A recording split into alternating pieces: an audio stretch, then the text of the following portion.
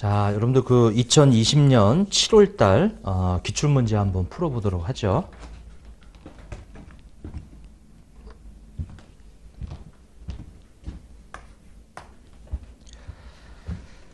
자, 다음 중 IFRS하고 일반 기업 표준 특징으로 가장 올바르지 않은 거. 우리 IFRS는 연결 재무제표, 기본 재무제표고, 두 번째 IFRS는 기능별 분류만 규정하고 있다. 틀렸죠? 기능별, 성격별 분류되어 있죠. 그래서 선택할 수 있게. 1번에 2번이 이제 틀렸다. 자, 그 다음에 2번 문제 한번 봐보시죠. 가장 올바르지 않은 것은 재무 정보가 유용하기 위해서는 목적 적합한, 자, 그리고 충실하게 표현되어 있죠. 완벽하게 충실한 표현을 하기 위해서 서술이 완전하고 중립적이면 무오류. 목적 적합한 재무 정보는 의사결정에 차이가 나는 거고요. 오류가 없다는 거. 절차 선택, 이 절차상 오류가 없음을 의미하죠. 모든 면에서 완벽하게 정확하다는 것을 의미하지는 않는다 그랬어요. 이게. 자, 그 다음에 3번을 한번 보시면, 자, 작성 방법에 관한 설명으로 가장 옳은 것은 재무상태표의 형식이나 계정 과목 순서에 대해서 강제 규정을 두고 있다. 아니죠? 강제 규정을 두고 있지 않아요. 자, 기업이 정상 영업주기내에 실현될 것으로 예상되거나 정상 영업주기 내에 판매하거나 소비될 의도가 있는 자산은 유동자산으로 분류가 되죠. 그래서 이 가장 옳은 것은 그래서 2번이 옳은 거고요. 자, 3번은 유동, 비유동 분류법도 있고요. 유동성, 순서에 따른 표시 방법도 있고요. 혼합법도 있고요. 세 가지 중에 선택이에요. 지금 여기 나오는 이 유동성 배열법만 쓰는 게 아니고요. 자, 그리고 12개월 이내에 이 결제 기간이 12개월 이내인데 재무제 발행 승인을 전에 지급기일을 장기로 재조정하는 약정이 체결되었다면, 근데 중요한 거는 지금 12월 31일 현재 시점에서 우리가 재조정한 게 아니고 요 사이에 재조정한 거예요. 그러니까 이 12월 31일 현재 존재하는 게 아니지. 그러니까 12월 30일 현재 존재하는 것은 12개월 이내 만기가 결제 기간이 도래하는 거지. 그래서 유동이에요. 그게 틀렸죠? 결국은 이제 2번이 답이다라고 하는 거죠. 4번. 유동자산으로 계산될 금액은 얼마인가? 자, 장기대여금 탈락, 비유동이고요. 매출채권 유동이고요. 재고자산 유동이고, 선급금 유동, 기장치 비유동, 개발비 비유동. 그래서 니은, 디귿, 리을 다 더하자 105만 원. 그래서 4번의 답은 3번이 이제 되겠네요.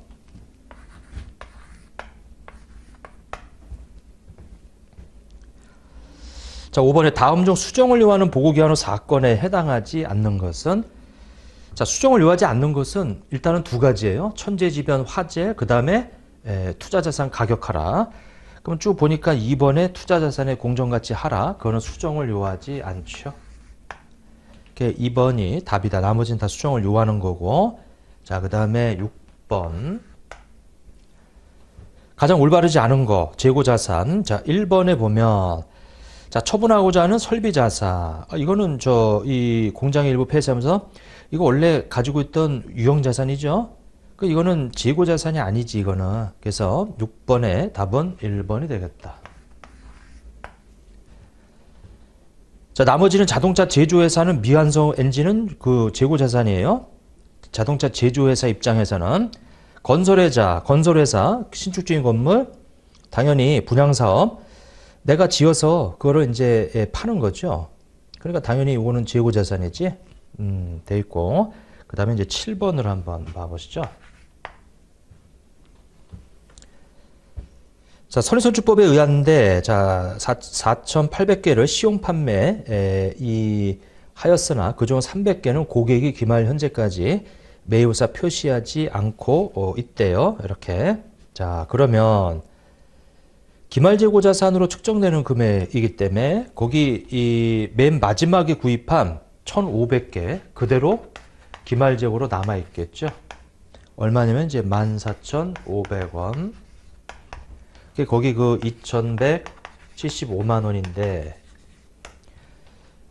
거기 요것이 그대로 남아 있어요. 근데 거기 4,800개를 팔았는데 거기 구입한 7월 1일 날 3,000개, 2,000개, 5,000개인데 거기 먼저 앞에서부터 3,000개 팔고 뒤에 거 파니까 그 4,800개 중에서 300개는 매입의사 표시하지 않았으니까 팔은 게 아니에요. 그러니까 4,500개만 팔은 거지. 그러면 당연히 7월 1일 거 500개도 남아 있어야죠. 그 7월 1일 거 500개는 하나당 14,000원으로 되어 있는 거. 이것이 이제 700만 원이다. 이렇게.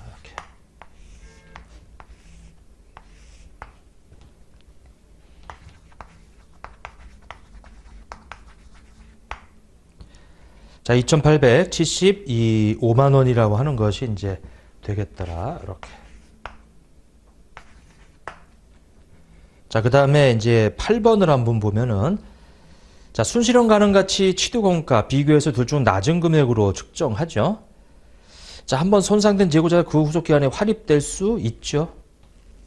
올바르지 않은 거니까 이제 그 8번의 답은 1번이 되겠다.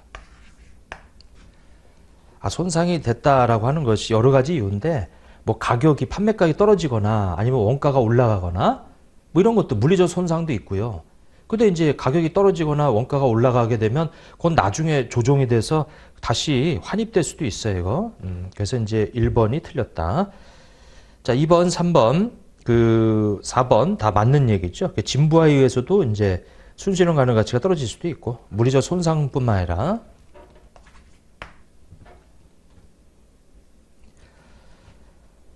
자, 우리 이 사용 중이던 차량 운반구를 우리 부산과 기장치 교환했네.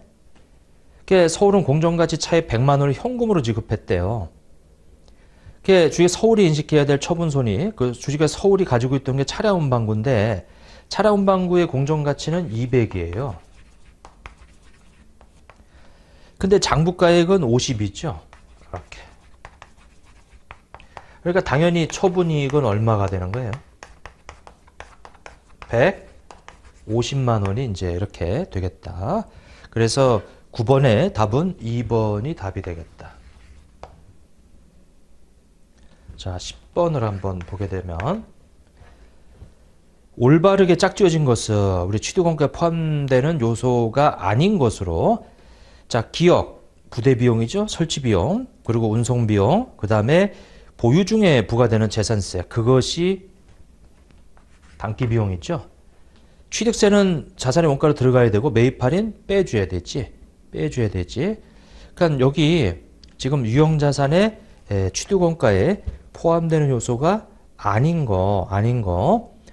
그러면 거기 포함되지 않는 것이 지금 요 부분은 디귿하고 그 다음에 매입 할인은 포함되지 않고 차감되는 거죠. 이게 3번이 답이다. 자, 그 다음에 11번을 한번 보게 되면, 감가상각에 관한 설명으로 가장 올바르지 않은 것은, 자, 감가상각 방법은 미래경제 효익이 소비될 것으로 예상되는 형태를 반영하고요. 적어도 매 개년도 재검토하죠. 그 재검토 결과 자산에 내재된 미래경제 효익에 예상되는 소비 형태에 유의적인 변동이 있다면 바꿔줘야지. 자, 그걸 우리는 회계 추정의 변경이다. 그래서 2번이 거기 정책의 변경이란 말이 틀렸네요. 자, 토지는 내용능수가 무한하기 때문에 감가상 안 하죠. 근데 다만 채석장, 매립지, 그 다음에 이제 복구원가 등은 감가상각을 예외로 한다. 자, 정류법은 처음에 많이 하다가 적게 하는 체감 잔액법이라고도 부르죠. 또 다른 말로 가속 상각법이라고도 불러요. 예. 자, 12번. 자, 문제에서 물어보는 것은 이제 포괄손익계산서 비용으로 계산될 금액이 얼마냐. 자, 첫 번째 연구비, 그 다음에 이제 개발비, 요렇게 이제 돼 있어요. 그러면 먼저 1월 1일 날 연구 단계에서 발생한 지출 20만 원. 3월 1일 날 개발 단계에서 발생했는데 자산 요건을 충족하지 못하는 거 150만 원. 이렇게. 그리고 4월 1일 날 요거 자산으로 인식된다. 50만 원. 이렇게.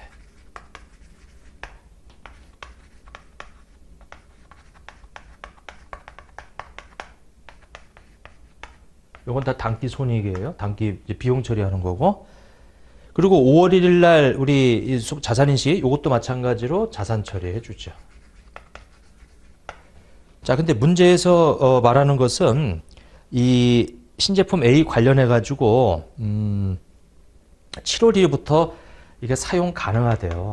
사용 가능하다. 그러면은 130이라고 하는 건데 요것을 그 5년이에요. 12분의 6이라고 하는 것을 곱하게 되면 요것은 얼마가 되냐면 이제 이 나누기 5 곱하기 13만 원이네.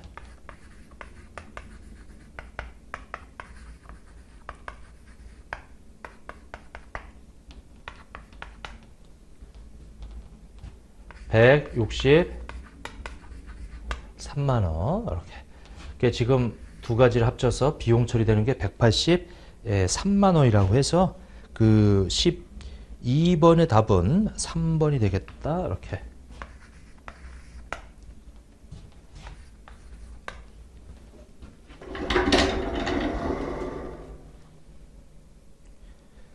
자, 13번에 보면 다음 중 무형자산의 상각에 관한 설명으로 가장 올바르지 않은 거.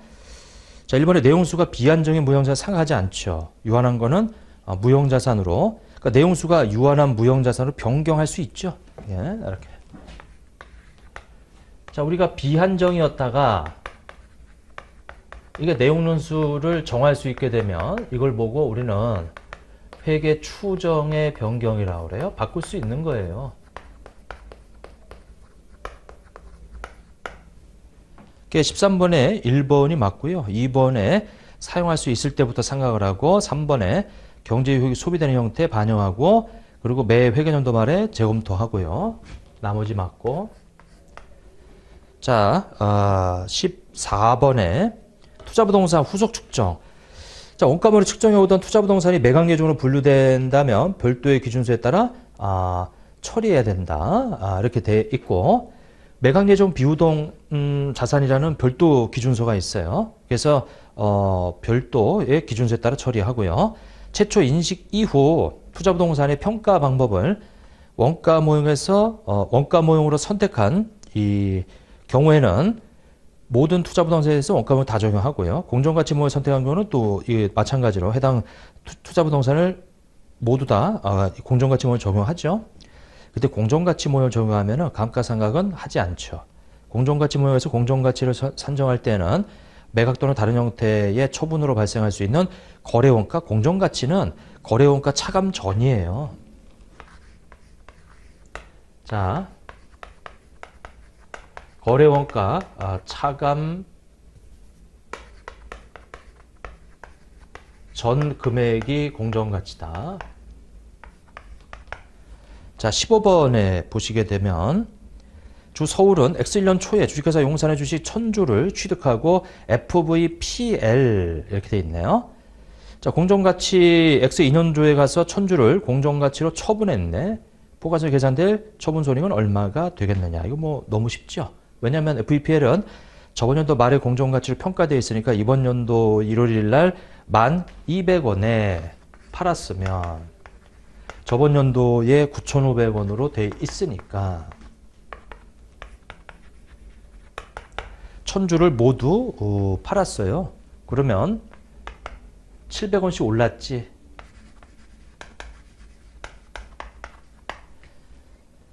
자, 70만 원의 이익이 생기겠다. 그래서 15번의 답은 70만 원의 이익이 생겼다라고 하는 거죠. 그래서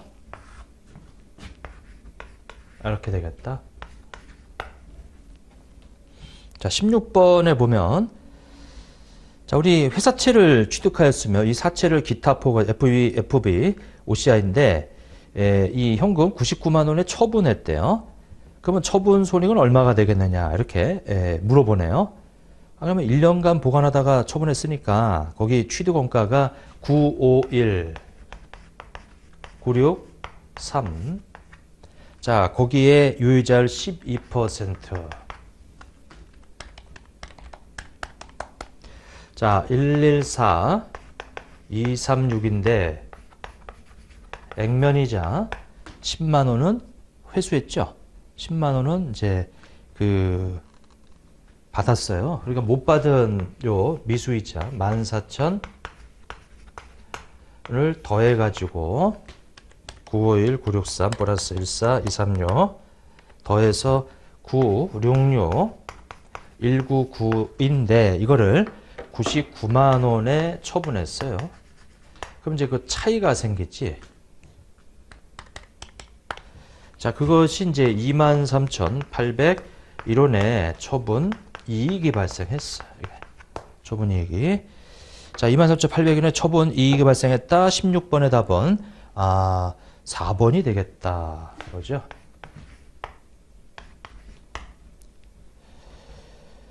자, 17번에 보면 사채를 발행했네. A씨로 분류했고요. X년도에 인식할 이자 비용은 얼마인가? 자, 이렇게 나와 있는데, 자, 거기 발행일부터 만기까지가 3년이고요. 액면금에 이렇게 돼 있는데, 자, 일단, 거기 100만원 곱하기, 우리 0.71178이다. 자, 그 다음에 100만원에 10%면은 이제 10만원인데, 곱하기 2.40183이다. 라고 해서, 취득원가 너무 익숙한 금액이죠? 951, 963이에요. 951, 963. 이거 똑같은 거예요, 이거. 참조해 볼게요. 951, 963. 여기 위하고 똑같은 시장이자 12%이기 때문에 플러스 되는 게 이것이 14,236원이고요. 그 다음에 그 다음 거는 이제 요것의 재고 요렇게 될 거예요. 요게. 근데 X년도에 인식할 이자 비용이니까 이제 요게 사실은 상가액인데 거기에 이제 10만 원을 더하면 이제 이것이 유효이자가 되겠지. 자, 14,336 이 곱하기 여기다가 이거 제곱이 아니고 이거 1.12죠. 곱하기 1.12 플러스 10만 원. 자, 116056이다. 116 14,236원. 10만 원. 14,236 곱하기 1.12 그러면 15,944 플러스 10만 원 하면은 이것이 115,944. 여기 3번이 답이 되겠다. 자, 18번을 한번 보면은 우리 사채를 발행했는데 조달할 수 있는 게 발행가액을 구해라. 뭐 그런 얘기예요. 그러면 이제 바로 그 액면가 3천만 원 곱하기 시장의 3%로 되어 있는 그 밑에 3년 현가계수 0.9151 M 플러스 3천만 원에 5%면은 이제 355 150만 원 곱하기 연금 현가계수 2.86 M 플러스 하게 되면 3,169만 5,900원이 발행가액이 되겠죠. 이만큼 자금을 조달하는 거지. 이게. 자, 그래서 18번의 답은 4번이 되겠다. 이렇게. 자, 현재 가치 하는 거, 그거는 이제 좀 기본적으로 좀 할 줄 아셔야 돼. 자, 그 다음에 이제 19번을 한번 보시죠. 자, 무엇은 사채 소유자가 일정한 조건하에 전환권을 행사할 수 있는 사채. 그 얘기는 전환권이 부여되어 있는 어떤 사채네요. 그걸 보고 우리가 전환사채라고 하지. 자, 권리를 행사하면 보통 전환은 되고요. 반면에 무엇은 유가주권 소유자가 사전에 약정된 가격으로 이건 이제 살 수 있는 신주 인수권이 부여되어 있는 거죠. 그럼 답은 1번이 되겠다. 19번의 이 답은 1번이 되겠다.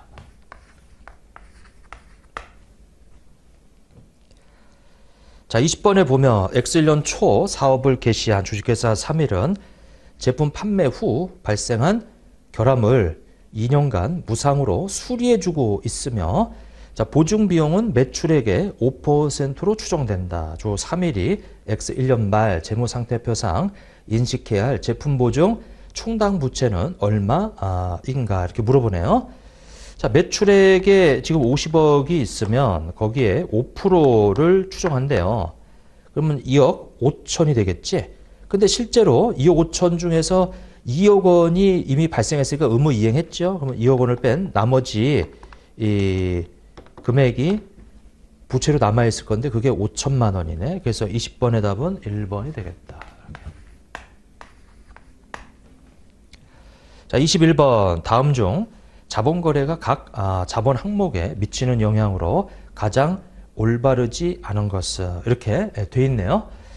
자, 그런데 거기 주식 배당 자본금이 증가하죠. 근데 문제는 저 뒤에 보면 총자본은 불변인데 이게 1번이 틀렸어요.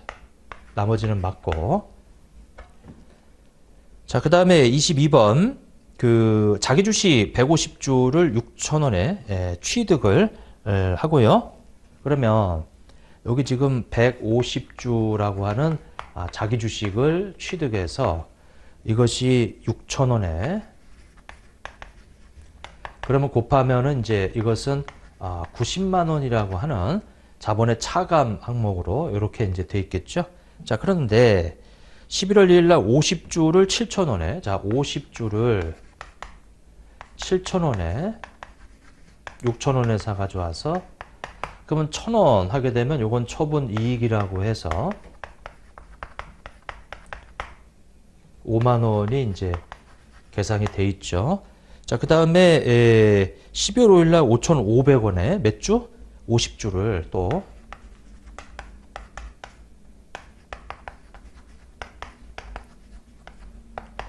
그럼 500원 해가지고 525 해서 처분 손실이 25,000원이 이렇게 생겼어요. 이렇게.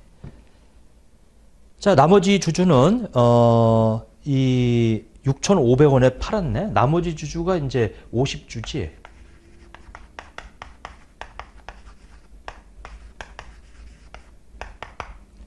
그러면 처분 이익이 이게 얼마냐면은 이제 500원씩 해서 25,000원이 되겠어. 이렇게 되겠죠. 자, 1번 보면 10월 1일 날 거래로 해서 자본이 10만 원만큼 증가한다. 자, 처음에 이 1번에 보면 6,000원에 취득했죠. 이거 자본이 지금 그 10만 원이 증가하는 게 아니에요. 자본이 감소하지. 자기 주식을 취득하면은 자, 이거 좀 뭐가 제가 암산으로 하다 보니까 좀 틀렸는데 이게 90만 원? 이 90만 원 맞죠? 오케이. 1번 틀렸어요. 감소. 90만 원이 감소한다. 이번에 자본잉여금이 10만 원 증가한다. 이것도 틀렸고 5만 원이 이렇게 돼 있는데 자본잉여금은 이제 5만 원이 증가한다. 자, 3번에 보면 12월 5일 날 자본이 7만 5천 원이 감소한다. 이렇게 돼 있네요. 그럼 여긴데 요거는 요만큼이 우리가 처분가액이에요. 그 50주 곱하기 5,500원 하게 되면 27만 5천 원이거든, 이게. 그래서 거기 이 27만 이 5천 원이라고 하는 부분이 그 자본이 증가해요. 다 틀렸네, 이게. 4번 보면 12월 30일 거래에서 자, 요거는 자본이 요만큼 이제 증가해요. 자, 50주 곱하기 이제 6,500원 하게 되면 32만 5천 원 증가한다. 4번이 답이네요. 이렇게. 4번이 답이 되겠다.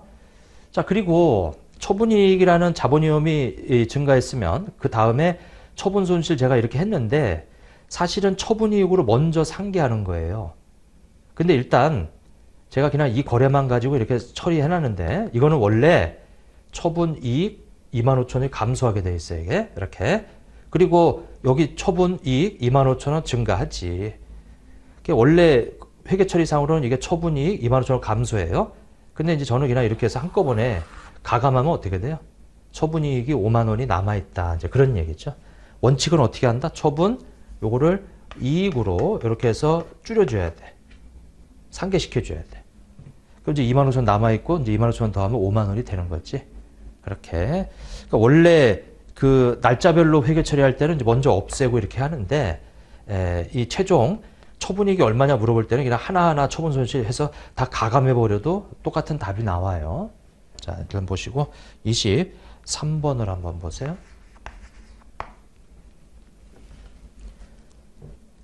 자, 세무과 공과 중 전액 단기 영업비용으로 처리해야 할 금액의 합계액은 어떻게 되겠느냐. 자, 재산세는 이제 이 10만 원이라고 돼 있죠.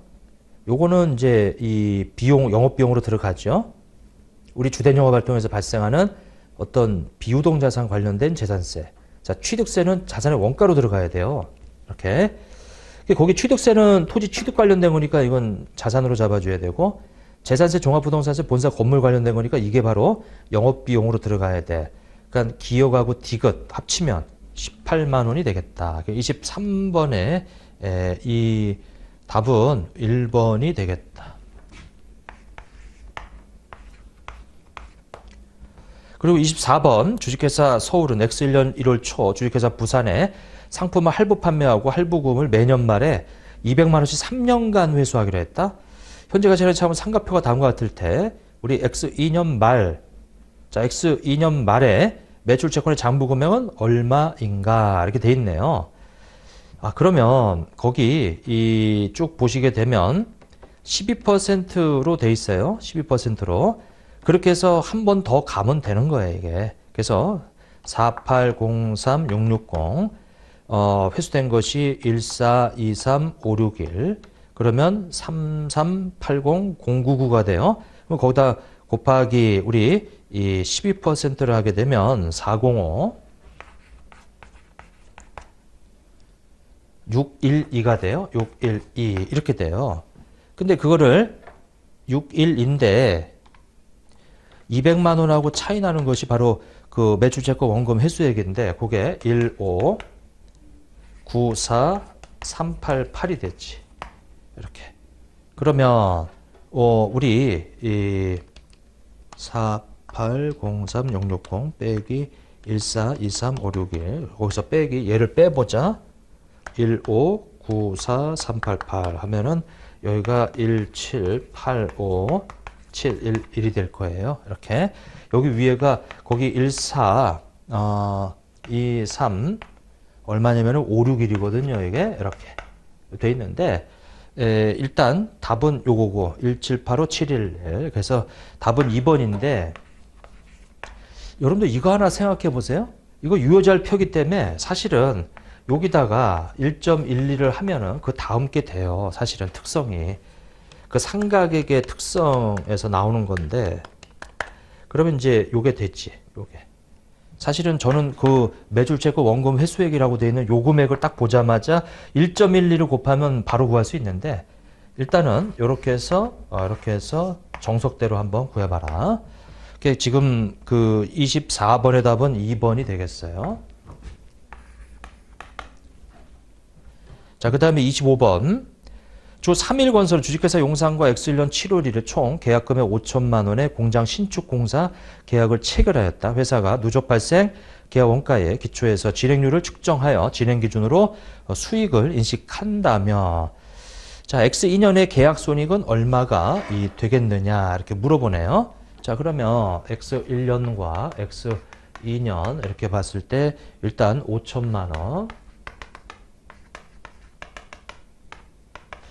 X1년도에 이것도 4천만 원 똑같네, 이게. 이렇게. 자, 이게 전체인데, 우리 첫 번째 년도는 4천 중에 1000이다라고 하게 되면, 이것도 뭐, 나왔던 문제 똑같은 문제인데, 25%, 그 다음에 X년도는 3 나누기 4 하면 75% 이렇게. 그게 이제 빼기 제로고, 그러면은 얼마냐면은 250. 250은 이미 인식했으니까 빼면은 이번 연도 500만 원이 되겠다. 답이 500만 원, 25번의 답은 거기 근데 보니까 X 2년도에 이 단기 발생 요거 X년도 100%네요, 요거. 왜냐면 이제 단기 발생이니까 누적이면 4천이니까 그러면 100%면 요것이 700 얼마가 돼요? 50만 원이 되겠네. 거기 그 3번이 답이에요. 요거 주의하셔야 돼요. 거기 단기 발생에 누적이 아니고, 자, 그 다음에 26번에, 자, 총공사 계약은 1억 2천이고요. 쭉 돼 있고, 그럼 1억 2천. 그 다음에 추정총 저것이 1억이네. 이렇게. 근데 발생한 것이 2천만 원이니까 20%가 진행이 됐죠. 요게. 자, 그러면 인식해야 될 것이 지금 얼마냐면은 이제 4배 이렇게 돼요. 근데 지금 문제에서 물어보는 게 초과초공사, 미초공사. 그러면 우리가 청구할 수 있는 금액은 요 계약 수익 2,400이죠. 청구가 가능한 게 2,400인데 실제로 청구한 것은 3천만 원을 청구해 놨어요, 이게. 그럼 이제 차이 나는 600만 원이 바로 초과 청구 공사지. 즉 말해서 우리 계약 부채가 되는 거예요. 네. 너무 많이 청구했지, 그게 600만 원이 되겠다. 이렇게. 지금 26번에 초과 청구 공사 600만 원, 1번이 이제 답이 되겠더라. 이렇게. 자, 그 다음에 이제 27번이에요. 27번. 자, 퇴직급여. 자, 확정급여제도란 보험수죠. 투자위험. 종업원이 부담하는 거, 확정급여는 회사가 부담하는 거죠. 뭐 1번이 답이네. 27번의 답은 1번이 되겠다. 자, 이 예측단위 적립 방식이고요. 확정급여 채무 현재 가치는 확정기여제도는 기금에 출연하기로 약정한 것만 납부하고 나머지는 종업원이 알아서 하는 거고, 확정급여제도는 사회정자산 공정가치 측정해서 그거를 차감해서 순확정급여 부채 계산하죠. 자, 그 다음에 28번. 자, 현금결제요. 자, 1번에 제공받는 재원화 용역 그 대가로 부담하는 부채를 부채의 공정가치로 측정하고, 기업이 재원화 용역을 제공받는 대가로 자신의 지분상품을 부여해 주는 것이 아니죠. 자신의 지분상품에 기초해서 현금동으로 지급하는 것이 현금결제형이에요. 그래서 28번의 답은 2번. 거기 지분상품 부여해 주는 것은 주식결제형이지. 그리고 부채는 매년 말에 그리고 결제일 날에 재측정하고 단기손익 처리하죠. 자, 29번. 자, 보니까 일시적 차이 발생시키는 거. 일시적 차이는 외부로 나가지 않는 것들이에요. 즉 감가상각비 회사 내부에 적는 거지. 접대비는 외부로 나가죠. 그럼 이거는 영구적 차이예요. 기부금도 마찬가지, 임원퇴직금도 다 2, 3, 4는 외부로 나가는 거고, 1번 감가상각비, 대손충당금 이렇게 외부로 나가지 않는 것들에 대한 세무조정은 다 유보 마이너스 유보죠. 1번이 답이다. 자, 그 다음에 이제 30번을 한번 봐보세요. 30번에 보면 이제 이연범위세 자산부채 구하면 얼마가 되겠느냐 이렇게 나오네요. 뭐 간단하죠. 왜냐하면 거기 일시적 차이 90만 원만 보시면 돼. 자, 90만 원이 지금 그 가산돼 있기 때문에 미래에는 차감될 거예요. 근데 이제 세율이 변하지 않으니까 미래에 차감될 요 세금 요가는 30% 곱한 27만 원의 이연법인세 자산이다. 이렇게. 이게 30번의 답은 2번이 되겠다. 이렇게.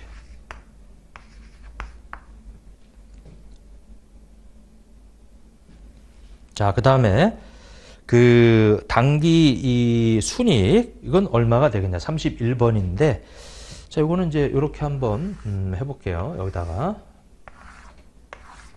잘못된 거, 올바른 거. 자, 잘못된 거 봤더니 발송하고 다음 연도에 이 판매로 잡았죠. 이것도 나왔던 문제인데, 자, 이 12월 26일 날, 이 매출과 이에 해당되는 매출원가를 구했네. 여기 5억 원에다가 이렇게. 근데 원래는 잡으면 안 되지. 왜? 내년도에 팔았으니까 내년도에 매출원가 잡아야지. 그러면 내년도에 잡기 때문에 여기 4억이라는 기말 재고가 있어야 돼요. 그리고 매출 채권은 없어야지. 근데 여기 매출 채권이 5억이 잡혀 있어요. 이게. 그리고 기말 재고는 없고. 그러면 이걸 조정하게 되면 일단은 매출을 5억을 줄이고요. 매출원가 4억을 줄여서 그럼 결과적으로 5억에서 4억이면은 이제 당기순이익이 1억이 줄어들어야 돼. 그럼 거기 당기순이익이 3억 원이 있었어요. 이렇게 네트 인컴. 그럼 저걸 수정하고 나면 네트 인컴은 2억이 되겠다. 이렇게. 그래서 거기 그 당기 이 순이익은 2억이 되겠다. 31번의 답은 2번이 되겠다.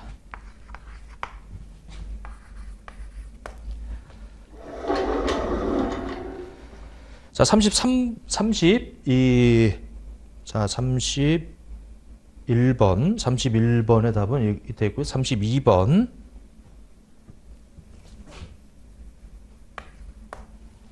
자, 32번에 봤더니 가중평 유통보통 주식수, 그러면 기초의 보통주가 5,000주가 있었어요. 그리고 4월 1일 날 무상증자가 40%나 있네. 이렇게. 원구주 쫓아가서 달라붙고요. 7월 1일 날 자기 주식 1,000주를 취득을 했네. 그리고 무상 신주 배당 기사는 원구주고 뭐 이렇게 됐어요. 그러면 이제 여기다 곱하기 이제 가중만 하시라. 이렇게.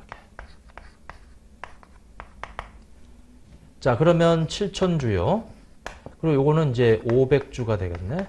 자, 그래서 6,500주가 되겠다. 이렇게.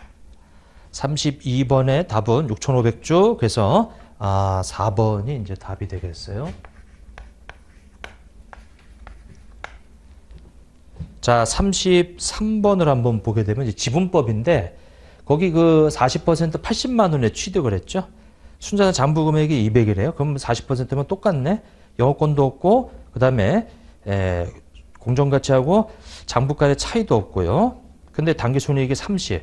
그럼 40%면 12만 원을 더해줘야지. 80만 원에다 12만 원 더하면은 92만 원이 되겠다. 그래서 33번의 답은 2번이 되겠네.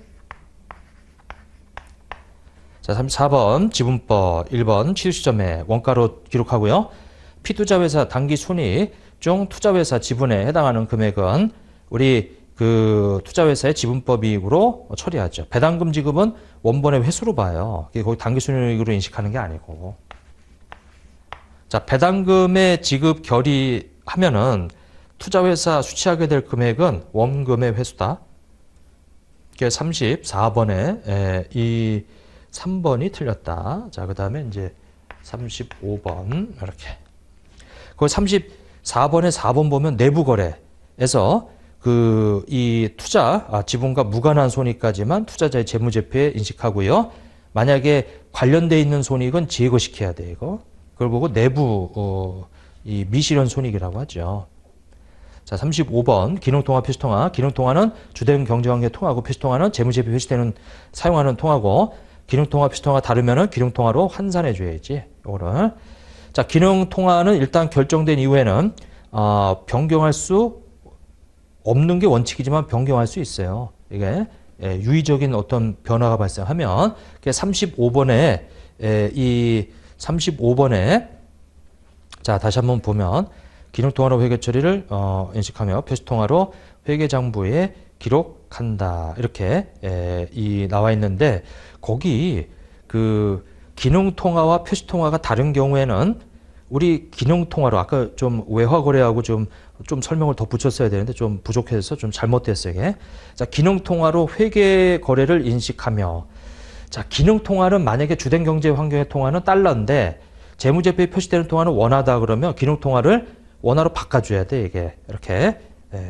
이 기능통화를 이 표시통화의 원화로 이 바꿔줘야 된다. 거기 기능통화로 회계거래를 인식한다고 되어 있어요. 그게 아니고 표시통화로. 거기 3번이 지금 틀렸네. 지금 보니까 3번이. 자, 그 다음에 거기 4번에 보면 기능통화 있잖아요. 일단 결정된 이후에는 실제거래 사건과 상황의 변화가 있지 않는 한 거기 그 말이 유의적인 변화가 있다면 변경할 수 있어요. 그래서 있지 않는 한 변경할 수 없죠. 이게. 그래서 3번이 틀렸다. 3번이. 자, 그래서 기능통화를 표시통화로 이제 바꿔서 인식해 줘야 돼, 이거. 이렇게. 자, 36번. 자, 파생상품 회계. 매매 목적이면은 평가손해 당기손해이고요. 위험회피 적용에서 일정한 요건 충족해야지. 공정가치 위협피에서 위협피 수단에 대한 손익은 당해배경연도 당기손해로 집어넣고요. 현금은 위협피 효과적인 부분만 기타 포괄손익으로 인식하지. 효과적이지 않은 부분은 당기손해 처리하고 효과적인 부분은 OCI 처리한다. 이렇게. 자, 37번 리스에 관한 설명으로 가장 올바르지 않은 거. 1번 리스 이용자의 입장에서 보증잔존가치 보증잔존 이거 또 나오는데 보증은 안 들어간다니까 이게. 계속 반복되는 지문이에요. 금융리스에서 리스제공자가 리스채권을 인식할 것은 리스료 현지가 시대 무보증 다 집어넣어야지. 리스제공자는 사용권자사 리스부채 인식하는 거고요. 리스 제공자는 우리 운용리스, 금융리스로 분류되고요. 자, 그 다음에 38번. 자, 투자활동. 자, 매출채권의 회수는 영업활동이고, 차입금의 상한은 재무활동이고, 유형자산의 처분은, 투자활동이죠. 80만원. 처분을 통해서 80만원 들어오고, 관계기업 투자주식의 취득은 취득을 통해서 100만원 돈이 나가고요. 현금 유출되고, 그 다음에 유상증자는 재무활동이고, 급여의 지급은 영업활동이고, 배당금의 지급은 우리 재무활동이고, 무형자산의 취득은 투자활동이고. 자, 이렇게 해서 결국은 70만 원의 현금 유출이라고 하는 것이 되겠다. 그래서 4번이 이제 답이 되겠네요. 자, 39번에 보면 영업활동 현금은 얼마인가? 간접법인데 2만 원에서 출발해서 우리 영업활동 관련이 없는 손익이 거기 단가상각비가 4,600원을 가산시켜주고, 영업활동 관련되어 있는 매출채권의 증가 15,000원을 빼주고, 재고자산의 감소 2,500원을 더해주고, 매입채무의 증가 1,400원을 더해주고, 그러면 영업활동 순 현금 흐름이 되겠다. 자, 그러면 22,500원이라고 하는 거기 그 3번인가요? 39번에 3번 이렇게 되겠다. 자, 그 다음에 40번에 보면 그 현구름표사 영업활동, 투자, 재무활동 가장 올바르지 않은 거, 유형자산 취득, 투자활동이고, 원재료, 영업활동, 매출채권의 매각으로 발생하는 거, 이거는 이제 영업활동이지. 매출채권은 자금 차입에 따른 현금 유입액이라고 해서 이건 재무활동이 되겠죠. 그래서 3번이 틀렸다. 자, 해서 여기까지 풀이를 마쳤습니다. 자, 수고 많으셨습니다.